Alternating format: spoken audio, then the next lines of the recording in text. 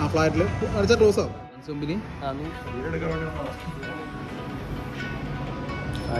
നമ്മളിപ്പോൾ pyramid ഫിനാൻസിലാണ് car loan അപേക്ഷിക്കാൻ വേണ്ടി നോക്കാം. എങ്ങനെ പറയാനായിട്ട് വണ്ടി ചെക്ക് ചെയ്യും അല്ലേ?